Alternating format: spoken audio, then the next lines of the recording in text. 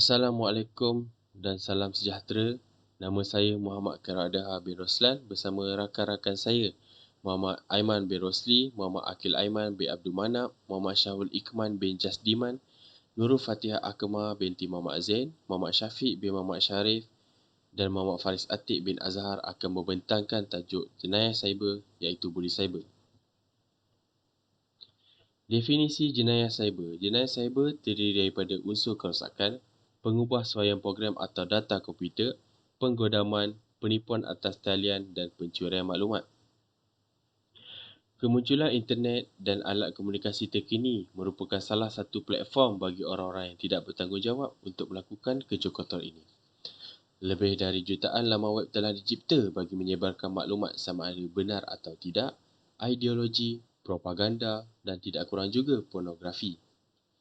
Jenayah cyber merupakan satu bentuk jenayah moden yang wujud pada zaman ini, di mana ia tidak lagi seperti jenayah pada zaman dahulu yang menjangkau kepada pelakuan jenayah melalui alam cyber dengan menggunakan teknologi komputer. Buli cyber. Buli cyber merupakan perbuatan mengancam, memalukan atau menakutkan seseorang melalui medium elektronik seperti mesej teks, email, laman web sosial seperti WhatsApp dan permainan internet. Buli cyber merupakan ancaman cyber ketiga terbesar di Malaysia sejurus selepas penipuan dan penggodaman atas talian. Menurut kajian Microsoft Global Youth Online Behavior Survey pada tahun 2012 mendapati bahawa daripada 25 buah negara yang dikaji, Malaysia menduduki tangga ke-17 tertinggi dalam cyberbully. Kajian terhadap kanak-kanak dan remaja berusia 8 hingga 17 tahun tersebut mendapati kejadian cyberbully di Malaysia tidak jauh beza dengan statistik global sebanyak 37%, iaitu dengan 33% remaja Malaysia melaporkan pernah dibuli secara atas talian. Pusat Bantuan Cyber 999 pada tahun 2017 juga turut menunjukkan bahawa lebih banyak kes buli yang melibatkan mangsa yang berusia berbanding remaja dan kanak-kanak. Meskipun pembulian cyber berlaku tanpa mengira jantina, terdapat kajian yang mendapati cyberbuli di Malaysia mungkin lebih banyak berlaku kepada dan oleh perempuan, walaupun jurang perbezaannya tidak besar. Malaysia yang mempunyai pengguna laman sosial seperti Facebook yang ke-8 tertinggi di Asia didapati lebih kerap mengalami cyberbuli di laman sosial. Sekian daripada saya. Terima kasih. Assalamualaikum warahmatullahi wabarakatuh. Saya Muhammad Aiman bin Rosli dan saya akan menerangkan tentang jenis-jenis buli cyber. Buli cyber merupakan satu amalan komunikasi yang agresif melalui teknologi, terutamanya di media sosial.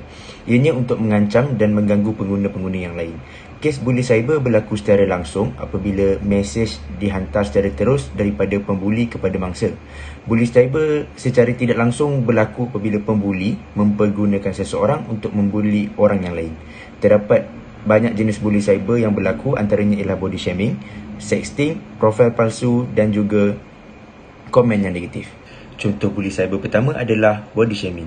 Body shaming adalah tindakan atau amalan yang mengaibkan seseorang dengan membuat komen mengejek, mengkritik tentang bentuk badan atau saiz badan mereka. Body shaming terwujud dalam pelbagai cara, iaitu mengkritik penampilan anda sendiri melalui penilaian atau perbandingan dengan orang yang lain, mengkritik penampilan orang lain di hadapan mereka dan juga mengkritik penampilan orang lain tanpa pengetahuan mereka. Kesan-kesan body shaming adalah kemurungan ataupun depression, merendahkan self-esteem ataupun keyakinan diri seseorang, menyebabkan social anxiety dan meningkatkan risiko eating disorder. Kedua, iaitu sexting. Sexting adalah menghantar, menerima ataupun memajukan mesej, gambar atau video yang eksplisit secara seksual, terutamanya antara telefon mudah alih, iaitu daripada diri sendiri kepada orang lain. Sexting boleh menyebabkan masalah serius sama ada anda menghantarnya atau berkongsinya. Gambar mungkin dihantar atau disiarkan di dalam talian, tempat orang seperti keluarga, guru dan rakan anda boleh melihatnya. Kesan-kesan sexting adalah ketagihan terhadap seks dan memalukan diri anda sendiri. Yang ketiga adalah profil palsu ataupun fake profile. Profil palsu adalah seseorang, organisasi atau syarikat yang tidak benar-benar wujud di media sosial, menggunakan nama dan identiti yang direka untuk mendapatkan akses yang lebih kepada orang tertentu dalam sasaran mereka. Yang keempat dan terakhir sekali iaitu komen negatif ataupun keyboard warrior, merupakan gangster besar internet yang suka mengeluarkan kata-kata kesat, cacian serta komen-komen negatif dan komen-komen yang langsung tidak memberikan faedah dan boleh menyebabkan mangsa tersebut berasa tidak selamat walau di mana saja mereka berada. Hal ini bukan perkara remeh bagi seseorang mangsa itu untuk mengharunginya setiap hari. Seterusnya, komen negatif ini dikongsi secara terbuka. Oleh disebabkan itu, sebarang komen negatif yang secara terbuka ini akan menyebabkan mangsa buli mengalami trauma dan kemurungan yang berpanjangan sehingga mengambil masa yang lama untuk melupakannya. Assalamualaikum, saya Muhammad Aiman. Seterusnya ialah punca dan kesan cyberbully. Punca yang pertama ialah individu mudah terpengaruh dengan penggunaan teknologi. Pada masa kini, penggunaan teknologi semakin canggih. Oleh itu, pengguna internet dan alat komunikasi semakin tinggi. Bully cyber boleh berlaku melalui aplikasi sosial seperti WhatsApp, Instagram, Facebook dan sebagainya. Seseorang mangsa itu boleh dibuli, diugut atau dimalukan melalui aplikasi sosial seperti berikut. Kesan daripada bully cyber itu, seseorang mangsa bully akan lebih berdiam diri ataupun menjauhkan diri daripada orang lain. Lebih menakutkan lagi, mereka boleh berfikir untuk membunuh diri. Punca yang kedua ialah ibu bapa kurang pendedahan dalam isu jenayah bully cyber.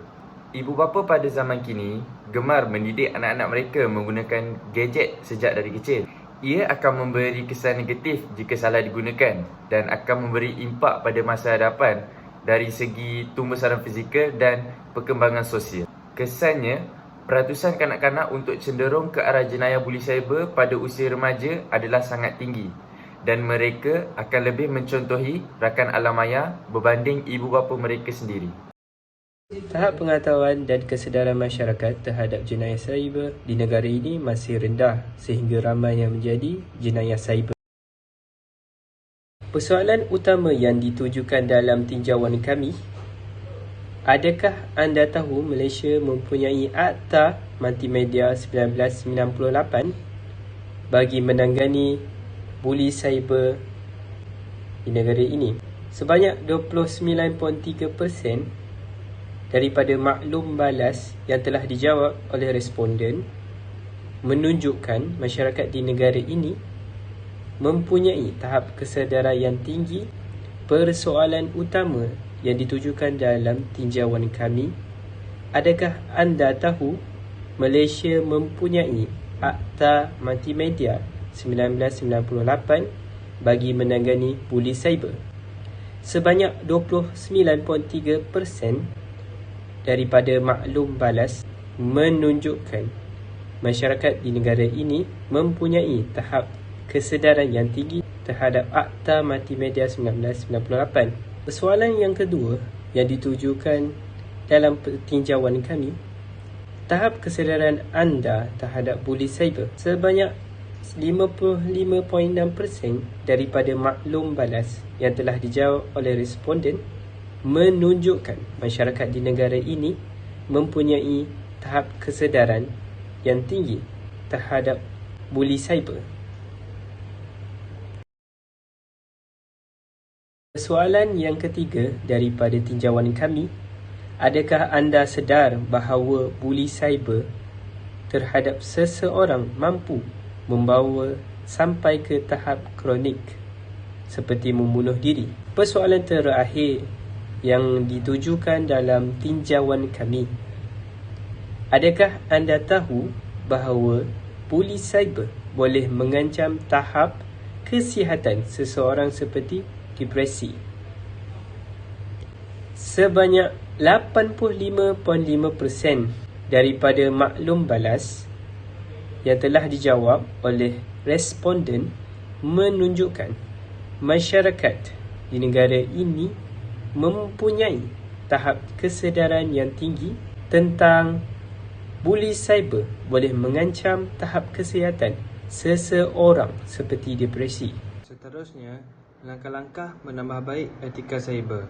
Yang pertama, membuat kempen kesedaran jenayah bully cyber. Kerana dalam dunia yang dilingkari sains dan teknologi yang serba maju, kerajaan sepatutnya lebih sedar bahawasanya jenayah bully cyber akan meningkat dengan cepat di kalangan remaja ataupun dewasa sekalipun. Kerajaan boleh memulakan dengan membuat kempen kesedaran jenayah bully cyber di peringkat sekolah menengah ataupun di universiti kerana mereka lah yang sering bersama dengan gadget. Dengan umur yang masih muda, mereka tentu lebih cepat sedar bahawasanya jenayah buli cyber ini bukan sesuatu perkara yang boleh diambil mudah. Seterusnya, kerajaan boleh membuat kempen kesedaran di sesebuah komuniti seperti di Dewan Rakyat, Dewan Serbaguna, Balai Raya, surau dan masjid. Yang kedua, kerajaan boleh menubuhkan satu organisasi yang dispesifikasikan untuk membanteras jenayah buli cyber. Sebagai contoh, organisasi ini merupakan bahagian khas yang amat penting untuk menurunkan jenayah buli cyber di Malaysia. Operasi ini juga haruslah berkemampuan dalam mengkaji perihal buli cyber dan mewujudkan rang undang-undang cyber supaya tindakan yang keras dapat diambil terhadap si pelaku. Wajib bagi organisasi ini untuk memaskini perisian antivirus yang terkini. Hal ini dapat mengelakkan daripada negara dibuli oleh jenayah cyber antarabangsa. Yang terakhir, kerajaan boleh mengeluarkan inisiatif bagi mengupah influencer di media sosial dalam kalangan generasi Z. Media sosial telah berkembang dengan pesat dan menjadi platform untuk ekspresi kendiri dan perniagaan. Social media influencer merupakan antara tarikan utama yang menyumbang kepada perkembangan tentang isu semasa. Pengaruh dan kuasa social media influencer tidak dapat disangkal apabila mereka ini dilihat sebagai individu yang berpengaruh dan boleh dipercayai. Generasi Z lebih terdorong untuk terpengaruh dan mempengaruhi kerana kandungan yang sering dikongsi oleh social media influencer iaitu mudah difahami, ringkas dan lebih personal. Mereka boleh digunakan sebagai alternatif kedua oleh kerajaan supaya dapat memberi tentang kesedaran jenayah buli cyber. Mereka merupakan barisan individu yang mempunyai pengaruh serta akan memberi informasi kepada pengikut atau peminat. Mereka juga akan bertanggungjawab untuk mempromosikan kempen buli cyber dengan lebih meluas di media sosial. Assalamualaikum warahmatullahi wabarakatuh dan salam sejahtera. Saya Nurul Fatihah Akmal binti Muhammad Zain, nombor matrik P0920101374. Saya akan menceritakan mengenai responden kami. Jumlah responden kami adalah lebih kurang 100 orang yang terdiri daripada jantina lelaki adalah 53% dan 47% adalah perempuan. Dari segi kaum, 88.7% adalah Melayu dan 5.2% lain-lain. Seterusnya umur, 83.8% adalah 18 hingga 25 tahun, 6% 26 hingga 30 tahun dan 10.3% yang berumur 35 tahun dan ke atas. Status semasa kebanyakannya adalah di kalangan pelajar yang terdiri daripada 65%, 29.9% yang bekerja dan 5.1% yang menganggur. Jika anda seorang pelajar institusi yang manakah mempunyai peratusan tertinggi untuk menjawab responden kami, UTM adalah peratusan yang tertinggi untuk menjawab responden kami. Selain itu, pernahkah anda terlibat dengan buli cyber? 59% adalah tidak dan 41% adalah pilihan untuk ya. Jika ya, sila nyatakan. 86% dibuli dan 14% dibuli. Sekiranya anda pernah dibuli, bagaimanakah cara anda dibuli? Yang pertama, saya diejek kerana mata saya juling, body shaming, face shaming dan sebagainya. Akhir sekali, apakah kesan buli cyber terhadap diri anda? Berasa tertekan, kurang keyakinan boleh menjatuhkan maruah diri dan anggota keluarga. Akhir sekali, sekian, terima kasih. Assalamualaikum warahmatullahi wabarakatuh. Saya Muhammad Syafiq bin Muhammad Syarif. Saya akan menerangkan dan membacakan soal sidik yang telah kami jalankan dan kami berikan pada semua responden.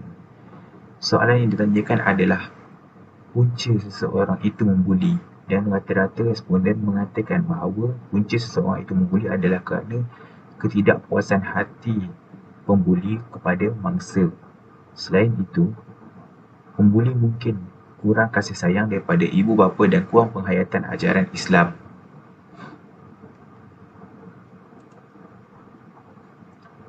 Soalan seterusnya adalah, wajarkah pendidikan memperkenalkan tentang pencegahan isu jenayah cyber ini sejak awal lagi?